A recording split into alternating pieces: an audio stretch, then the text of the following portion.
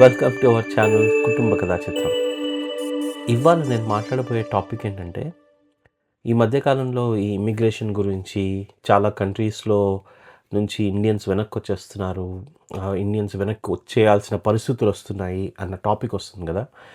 But ఇవాళ నేను మాట్లాడబోయే topic ఏంటంటే, అసలు ఇండియన్స్‌కి బయట దేశాల్లో ఉన్న తర్వాత ఇండియాకి రిటర్న్ రావాలి అని ఎందుకు అనిపించదు? మెయిన్ రీజన్స్ ఏంటి? అసలు ఎన్ఆర్ఐస్ ఇండియాకి రావాలి అని ఎందుకు అనుకోరు? అన్న పాయింట్ గురించి మనం కొన్ని విషయాలు మాట్లాడదాం ఇవాళ. ఇవి ఈ ఈ వీడియోలో కూడా చాలా ఇంపార్టెంట్ టాపిక్స్ నేను టచ్ చేయబోతున్నాను. Very crucial topics. సో, ఈ వీడియో ఖచ్చితంగా ఎండ్ వరకు చూడండి. అండ్ నేను చెప్పే పాయింట్స్ మీకు ఒకవేళ ఏకీభవిస్తే నాకు ఏకీభవించకపోయినా మీరు నాకు కింద కమెంట్స్‌లో రాయండి. మీ ఒపీనియన్స్ ఏంటి అన్నది. ఓకేనా? ఇది కేవలం నా పర్సనల్ ఒపీనియన్ చెప్తున్నాను నేను. నేను గూడా టొరంటోలో ఉంటున్నాను, కెనడాలో. దానికి ముందు నేను ఒక 3 ఇయర్స్ ఆస్ట్రేలియాలో ఉన్నాను.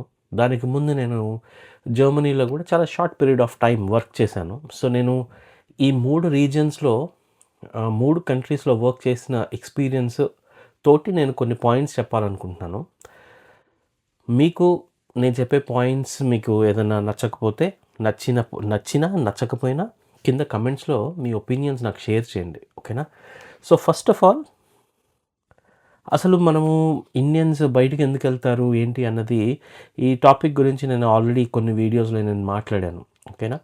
But on a very high level చెప్పాలంటే మనీ అండి. ఓకేనా? సో, ఇండియాలో ఇప్పటికి కూడా నాకు తెలిసి బయట దేశాల్లో ఇచ్చేంత జీతము ఇండియాలో సేమ్ అదే పనికి రావు. అంత సాలరీస్ అయితే లేవు. ఓకేనా? అండ్ బయింగ్ పవర్ అన్నది వేరే దేశాల్లో ఎక్కువ ఉంటుంది. So, that is one of the reasons why people go. So, దానివల్ల ఏమవుతుందంటే చాలా షార్ట్ పీరియడ్ ఆఫ్ టైంలో మీకు చాలా హై ఫినాన్షియల్ బెనిఫిట్స్ రావడం వల్ల మీకు ఆఫ్‌షోర్‌లో ఇండియాలో మనకేమన్నా లోన్స్ ఉన్నా, ఏమున్నా సరే ఈజీగా కట్టేసి క్లోజ్ చేయడము. అండ్ ఇక్కడ కార్స్ కానీ, ఇల్లు కానీ ఈజీగా ఎఫోర్డ్ చేయగలము. Because you are getting more. So, spending capacity పెరుగుతుంది బయట దేశాల్లో. సో, అదొక వన్ రీజన్ అయితే, వెళ్ళిన తర్వాత అసలు ఇండియాకి రిటర్న్ రావాలి అని ఎందుకు అనిపించదు?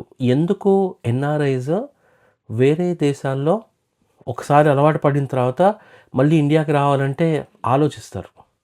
ఇప్పుడు చాలామంది ఇండియాకి వచ్చేద్దాం అనుకుంటున్నారు. బట్ ఎట్ వాట్ కాస్ట్ అన్నది మనం ఇవాళ కొన్ని చాలా ఇంపార్టెంట్ టాపిక్స్ నేను టచ్ చేయబోతున్నాను. ఓకేనా? సో, ఫస్ట్ పాయింట్ ఏంటంటే, మనం అందరం ట్యాక్సెస్ కడతాం కదా! లైక్ మనం శాలరీలోంచి ట్యాక్స్ కడతాం, ఇన్కమ్ ట్యాక్స్. ఈ కట్టిన ఇన్కమ్ ట్యాక్స్ తోటి మనకి కొన్ని బెనిఫిట్స్ వస్తాయి. ఓకేనా? ఫస్ట్ ఆఫ్ ఆల్ ఎవరికైనా సరే మనం ఒక చోట ఒక డబ్బులు ఇచ్చి ఏదైనా కొంటున్నాము అంటే మనం దాని యొక్క రిటర్న్స్ ఎక్స్పెక్ట్ చేస్తాం. So, that is called return on investments, ROI చూస్తాం కదా! చాలా ఇంపార్టెంట్ కాన్సెప్ట్ ఆర్ఓఐ అన్నది. అది ఏదైనా అవ్వచ్చు. So, not just monetary, even your time you are investing on something, దాని నుంచి నీకు వచ్చే రిటర్న్ ఏంటి అన్నది చాలా important formula in life. Okay? మనం దేని మీద మన టైమ్ అండ్ ఎనర్జీ ఇన్వెస్ట్ చేస్తున్నాం, మనీ ఇన్వెస్ట్ చేస్తున్నాం, అండ్ చేసిన దానికి రిటర్న్స్ ఎంత వస్తున్నాయి అన్నది చాలా ఇంపార్టెంట్. వేరే దేశాల్లో నా ROI on money, on my income tax చాలా క్లియర్గా ఉంటుంది. ఎలా అంటే, ఫర్ ఎగ్జాంపుల్, నేను ఇండియాలో నాకు హై సాలరీస్ వస్తే నేను 40% ట్యాక్స్, 30% ట్యాక్స్ బ్రాకెట్‌లో పడితే 30% ట్యాక్స్ కడితే నాకు డైరెక్ట్‌గా వచ్చే బెనిఫిట్స్ ఏంటి గవర్నమెంట్ నుంచి? అపార్ట్ ఫ్రమ్ రోడ్స్, ఈ పబ్లిక్ ఇన్ఫ్రాస్ట్రక్చర్ కాకుండా ఏది హైవేస్, ఊళ్ళల్లో వేసే రోడ్స్, లేదా నేషనల్ హైవేస్, వాటర్ ప్రాజెక్ట్స్, ఇవి నేషనల్ ప్రాజెక్ట్స్ ఇవి కాకుండా what is it that my 30% of tax money giving me in return? వేరే దేశాల్లో ఏమవుతుంది అన్నది నేను చెప్తా. ఓకేనా? ఫర్ ఎగ్జాంపుల్, నేను ఇప్పుడు కెనడాలో ఉంటున్నాను కాబట్టి దాని గురించి మనం మాట్లాడదాం. ఇవి చాలా విజిబుల్గా ఉంటాయి. ఫర్ ఎగ్జాంపుల్ నేను ఇచ్చే 30% ట్యాక్స్ తోటి నా స్కూల్, మా పిల్లలకి స్కూల్కి పంపిస్తే ఎడ్యుకేషన్ ఫ్రీ, అట్లీస్ట్ స్కూలింగ్ వరకు. ఆ తర్వాత ఇక్కడ ప్రతి స్టేట్కి, ఇప్పుడు నేను ఉండేది ఒంటారియో కాబట్టి ఒంటారియో స్టేట్కి హెల్త్ కార్డ్ ఇస్తారు. So using that health card నాకు హెల్త్ ఫ్రీ. ఆ తర్వాత నాకు ప్రతి 2 కిలోమీటర్స్కి 3 కిలోమీటర్స్కి ఒక పార్క్, ఒక రిక్రియేషన్ సెంటర్స్, పార్క్స్ కూడా చాలా బాగా మెయింటైన్ చేస్తారు. మీరు అక్కడికి వెళ్ళి చక్కగా నడవచ్చు, రిక్రియేషన్ చేసుకోవచ్చు, యాక్టివిటీస్ చేసుకోవచ్చు, ఎక్సర్సైజెస్ చేసుకోవచ్చు, ఫ్రెష్ గాలి పీల్చుకోవచ్చు. సో కమ్యూనిటీగా ఖచ్చితంగా అది చాలా ఇంపార్టెంట్ అనమాట. పార్క్స్ అన్నవి ఇక్కడ ఎవ్రీ 3-4 కిలోమీటర్స్కి ఒక పార్క్ ఉంటుంది. ఓకే. ఆ తర్వాత నేను ఎక్కడి నుంచి ఎక్కడికి వెళ్ళాలన్నా సరే నాకు ఫుట్పాత్స్ ఉంటాయి. నేను రోడ్ల మీద నడవడానికి అంటే కార్లలో మధ్యలో హెవీ ట్రాఫిక్తో నడవాల్సిన అవసరం నాకు లేదు. ఇండియాలో చాలా పాపులేటెడ్ కంట్రీ కదా అని మీరు అనొచ్చు. ఎంత పాపులేటెడ్ కంట్రీ అయినా రోడ్డు ఉంది అంటే దాని పక్కన ఫుట్పాత్ ఉండదు మనకి. అది ఎందుకో నాకు తెలియదు ఇప్పటి వరకు. ఈవెన్ కొత్తగా కట్టే రోడ్స్కి కూడా ఫుట్పాత్ ఎందుకు ఇవ్వరు అని నాకు ఇప్పటికీ తెలీదు. ఒక ఫుట్పాత్ అన్నది చాలా important. It is a safety concern more than a luxury కదా. సో నేను ఎక్కడికి వెళ్ళాలన్నా సరే నాకు ఫుట్పాత్స్ ఉంటాయి. అండ్ కమ్యూనిటీ సర్వీసెస్ ఇక్కడ చాలా గవర్నమెంట్ కమ్యూనిటీ సర్వీసెస్ ప్రొవైడ్ చేస్తుంది. లైక్ ఫర్ ఎగ్జాంపుల్ ఎవరికన్నా ఫ్రీగా కొన్ని నేర్పించడాలు, మరి అలాంటివి ఇండియాలో ఏమన్నా ఉండొచ్చు. మీరు నాకు కింద కమెంట్స్లో రాయండి. అలాంటి కమ్యూనిటీ సర్వీసెస్ ఇండియన్ గవర్నమెంట్ తరపు నుంచి మనకి ఏమొస్తున్నాయి అన్నది మీకు ఏమైనా తెలిస్తే మీరు నాకు కింద కమెంట్స్లో రాయండి, నాకు తెలియకపోవచ్చు. అండ్ ఇంకొక ఇంపార్టెంట్ విషయం ఏంటంటే లైబ్రరీస్. ఇక్కడ లైబ్రరీస్ ఎంత బాగుంటాయంటే books every topic, every book మీకు లైబ్రరీస్లో అవైలబుల్ ఉంటుంది. ఇండియాలో కూడా యాక్చువల్గా ఎవరైనా ఒక బుక్ పబ్లిష్ చేయాలంటే ఎంతమందికి తెలుసో నాకు తెలియదు, కానీ ఒక రూల్ ఉంటుంది. ఏంటంటే ఇండియాలో మనం ఒక బుక్ పబ్లిష్ చేయాలంటే ఇండియాలో ఉన్న పబ్లిక్ లైబ్రరీస్ అన్నిటికీ మీరు ఒక్కొక్క కాపీ పంపించాలి. ఓకే. బట్ మన ఇండియాలో ఉన్న పబ్లిక్ లైబ్రరీస్ ఎలా ఉంటాయి, దాన్ని ఫ్రీగా వాడడానికి ఒక సంస్థ కానీ ఒక రకమైనటువంటి ఆర్గనైజేషన్ కానీ ఏమన్నా మంచిగా ఫాలో అవుతున్నారా? ఇక్కడ డిజిటల్ లైబ్రరీస్ మెయింటైన్ చేస్తారు. You have access to so much of learning. మీకు ఫ్రీగా ఈ టొరంటో లైబ్రరీతో మీకు లింక్డ్ఇన్ లెర్నింగ్ కూడా మీకు ఫ్రీ వచ్చేస్తుంది. అంత కొలాబరేటివ్ లెర్నింగ్ ఎక్స్పీరియన్స్ ఇస్తారు. అఫ్ కోర్స్ మన ఇండియన్స్ అందరికీ అది ఇవ్వాలని కాదు, అట్లీస్ట్ ఇన్ఫ్రాస్ట్రక్చర్ వైజ్గా ప్రతి కాలనీకి, ప్రతి కమ్యూనిటీకి ఒక పబ్లిక్ లైబ్రరీ మనం ఎలా మెయింటైన్ చేస్తున్నాం, పబ్లిక్ పార్క్స్ ఎలా మెయింటైన్ చేస్తున్నాం, ఇవన్నీ చాలా important. So at the end of the day నేను కట్టే 30% ట్యాక్స్కి ఇండియాలో ఇవన్నీ నాకు డైరెక్ట్గా నాకేమీ బెనిఫిట్ రాదు. ఐ ఫీల్ లైక్ నేను వచ్చిన తర్వాత ఖచ్చితంగా నా పిల్లలకి చదువుకి నేను లక్షలు ప్రైవేట్ స్కూల్స్లో పెట్టాలి. బికాజ్ గవర్నమెంట్ స్కూల్స్ అసలు వాళ్ళు డెవలప్ చేయరు, వాళ్ళ బడ్జెట్లోనే ఉండవు. తర్వాత గవర్నమెంట్ హాస్పిటల్స్ ఇన్ఫ్రాస్ట్రక్చర్ కానీ ఏది డెవలప్ చేయరు. నేను ఖచ్చితంగా ప్రైవేట్ హాస్పిటల్కి వెళ్ళి చేయించుకోవాలి. సరే, దీనికి మిటిగేషన్ కూడా ఉన్నాయి.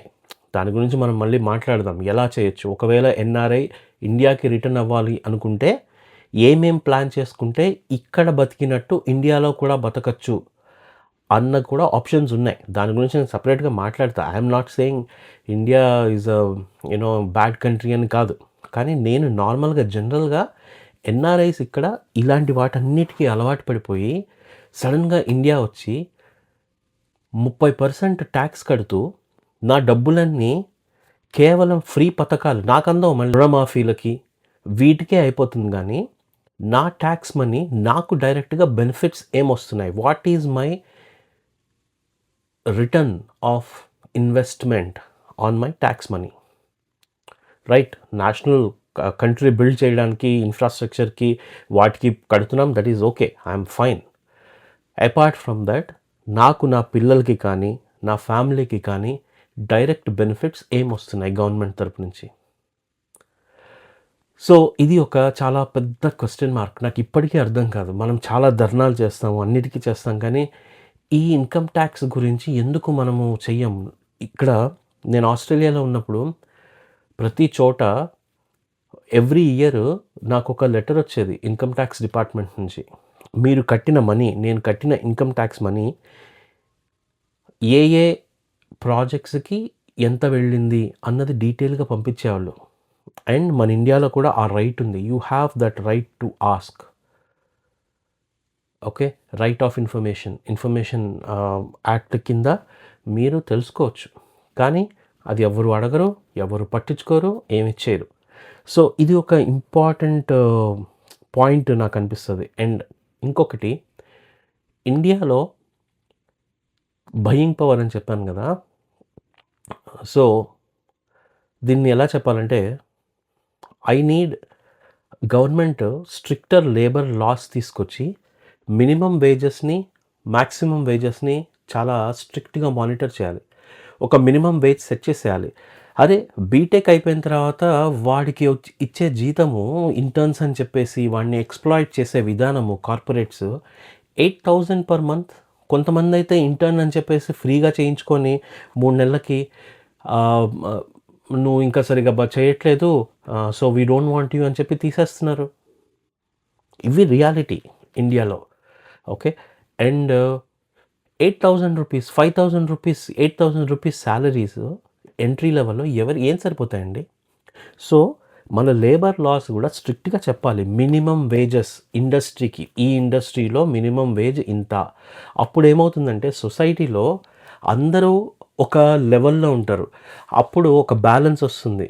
ఏంటి, పూర్ వాడు కూడా, మధ్యతరగతి వాడు కూడా కొంచెం పైకి ఎదిగే ఛాన్సెస్ ఉంటాయి. ఇప్పుడు ఏమవుతుంది, poorer is getting poorer, richer is getting richer. అది ఇంకా ఇలానే ఉండిపోద్ది ఎప్పటికీ. సో ఈ మినిమం వేజెస్ అన్నది చాలా ఇంపార్టెంట్. లేబర్ లాస్ చాలా స్ట్రిక్ట్గా చేయాలి.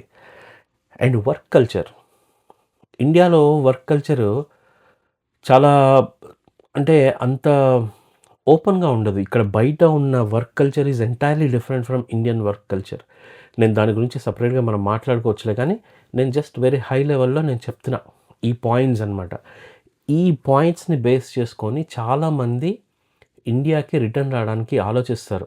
అరే నేను ఇప్పుడు ఇండియా వెళ్ళిపోతే నాకు ఇండియాలో వచ్చే శాలరీకి, లెట్స్ సే నాకు ఒక 1 lakh 2 lakh శాలరీ వస్తుంది అంటే ఆ శాలరీలో మా పిల్లల ఫీజులు కట్టడానికే అయిపోతుంది.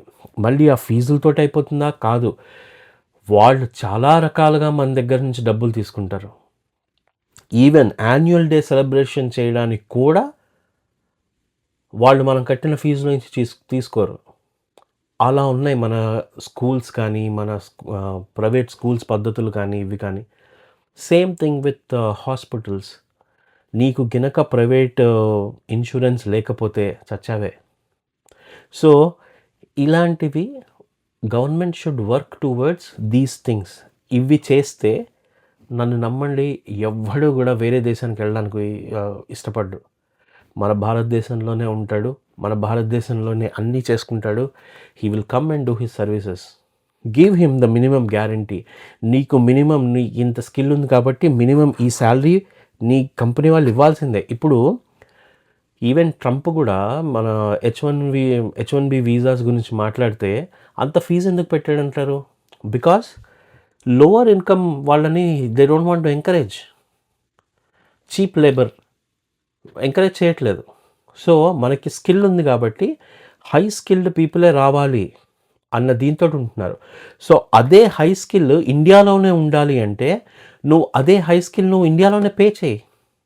నీ కార్పొరేట్ కంపెనీస్ కానీ వాళ్ళు మినిమం వేజ్ రిక్వైర్మెంట్స్ పెట్టండి గవర్నమెంట్ తరఫు నుంచి. ఈ స్కిల్కి ఇలా ఉంటుంది, ఇంత ఉంటుంది అని.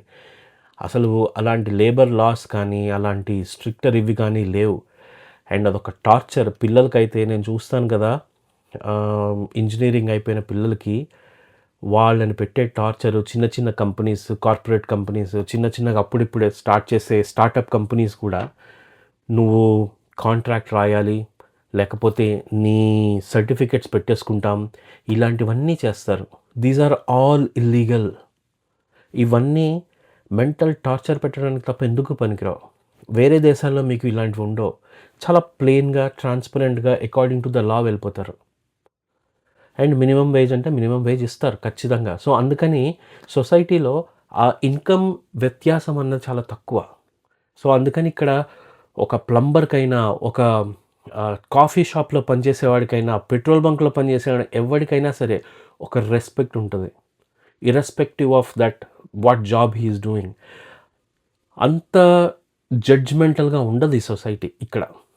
సో అలాగే మన ఇండియాలో కూడా ఎప్పుడైతే మనము ఈ మినిమం వేజ్ వ్యత్యాసము తగ్గిస్తామో, లైక్ సీఈఓలు, డైరెక్టర్లు, సీనియర్ డైరెక్టర్లు, ఏవీపీలు, వాళ్ళకు వచ్చే శాలరీస్కి ఉన్న ఎంట్రీ లెవెల్ జాబ్స్ చేసే వాళ్ళకి ఉన్న డిఫరెన్స్ ఉంది చూసారా, ఆ డిఫరెన్స్ మినిమైజ్ చేయాలి. We need to bring that buying power ఇవ్వాలి మన ఇండియన్స్కి కూడా. Inside the country you need to come up with policies. ఎలాంటి పాలసీస్తో గవర్నమెంట్ రావాలి అంటే, సగటు భారతీయుడికి బయింగ్ పవర్ పెంచగలిగే పాలసీస్ తీసుకురావాలి. అప్పుడు definitely India will grow. Indians ఎవరు బయటకు వచ్చి చేయాల్సిన అవసరం ఉండదు. రెండండి, ఎడ్యుకేషన్, హెల్త్ కేర్. ఈ రెండిటికి తగలబెట్టినంత డబ్బులు ఇండియాలో దేనికి పెట్టరు. సో ఈ రెండు గనక ఇఫ్ ఇండియా ఫైన్స్, అది ఏదైనా చేసుకోండి, ఇప్పటికిప్పుడు అంత పెద్ద పెద్ద హాస్పిటల్స్, పెద్ద పెద్ద స్కూల్స్ కట్టాలంటే అవ్వదు. కానీ ఆల్రెడీ ప్రైవేట్ వాళ్ళకు ఉన్నాయి కదా, వాటిని సబ్సిడైజ్ చేయడమో, ఒక పబ్లిక్ ప్రైవేట్ పార్ట్నర్షిప్స్ గురించి ఆలోచించడమో, ఏదో ఒకటి చేసి, విద్య అన్నది it is a fundamental right of every citizen. So దాన్ని అండ్ హెల్త్ కేర్, ఈ రెండింటిని మన ఇండియన్ గవర్నమెంట్, సెంట్రల్ గవర్నమెంట్ అవ్వచ్చు లేదా స్టేట్ గవర్నమెంట్ అవ్వచ్చు, ప్రతి ఒక్కడికి, నాట్ జస్ట్ లోవర్ ఇన్కమ్, ఏది డబ్బులు రాని వాళ్ళకే కాదు, లోవర్ ఇన్కమ్ వాళ్ళకే కాదు, ట్యాక్స్ కట్టే ప్రతి వాడికి ఇవి ఉచితంగా హై క్వాలిటీతో అడిగే హక్కు ఉంది. ఆ హక్కు మనకు వచ్చిన రోజున ఇండియా డెవలప్డ్ కంట్రీ అంటాం మనం. అప్పుడు వరకు we're still a developing nation, we're still backwards, we're still trying to learn. ఎప్పుడైతే ఈ పాలిటిక్స్ ఇది చాలా క్లీన్గా అవుతుందో, డెఫినెట్లీ మీరు ఈ షిఫ్ట్ అన్నది చూస్తారు. అండ్ ఆ షిఫ్ట్ రావాలి అని నేను చాలా గట్టిగా కోరుకుంటున్నాను. సో నేను అనే హై లెవెల్ చెప్పినట్టున్నాను కొన్ని రీజన్స్ ఎందుకు ఇండియన్స్ వెనక్కి రారు అని. ఇంకా నేనేమన్నా కొన్ని రీజన్స్ మిస్ అయితే మీరు కింద నాకు కమెంట్స్లో రాయండి. నేను చెప్పిన రీజన్స్ మీకు వ్యాలిడ్ అనిపించకపోయినా కింద నాకు కమెంట్స్లో రాయండి. మనం ఒక మంచి హెల్తీ డిస్కషన్ పెడదాం, ఓకేనా? మీరు కనుక నా వీడియో ఫస్ట్ టైం చూస్తున్నట్టయితే ఖచ్చితంగా నా ఛానల్కి సబ్స్క్రైబ్ చేసుకోండి. ఇంకా ఇలాంటి టాపిక్స్ తోటి, ఇంకా వేరే వీడియోస్ తోటి నేను మీ ముందుకు మళ్ళీ నెక్స్ట్ టైం కలుస్తాను.